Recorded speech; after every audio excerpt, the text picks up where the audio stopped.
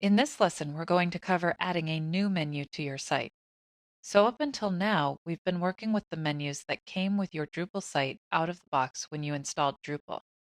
You will probably need to create your own menus and add them into various regions on your site. So we're going to head over to Structure and back over to the Menu Management page. And here again, we see the list of the menus that came with your Drupal site, and we see the big blue button that says Add Menu. So we're going to go ahead and click that and create a new custom menu for our site. The title and administrative summary that you enter here are very important. They may or may not be seen by the end user. Most likely they won't be, but they will be seen by you. And even if you think that whatever you're creating is very clear right now, remember that you might come back to this in 2 years and you might not remember exactly what you did. So it's a good idea to always make sure that your information here is helpful to you for the future or to someone else who comes in and takes over if you ever leave the site and are no longer the primary person taking care of it over the long run. So this particular menu that we're going to create is going to be a list of external links or external resources.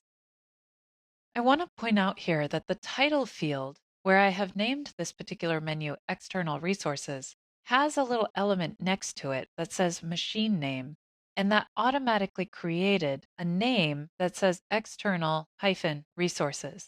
And then there's a little edit link next to that. The machine name needs to only have alphanumeric characters, no spaces. It can have underscores or hyphens, but really nothing else. This is a unique name that the database uses to understand this particular element. You can change that machine name if you need to, but it can be helpful to just let Drupal automatically create a machine name for you because then you know that that machine name will be unique.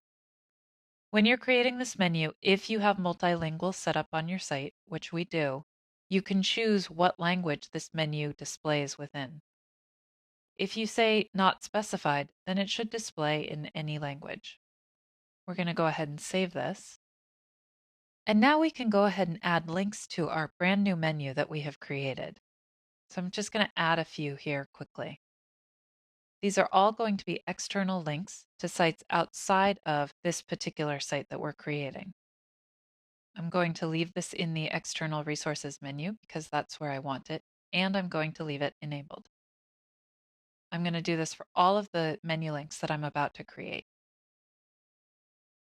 Okay, so now we have a list of links. All of these go to external pages, but this is our menu.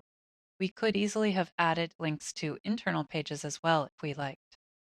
We can also make some of these items sub-items of others, but we don't need to do that. And we can also reorder the items as desired.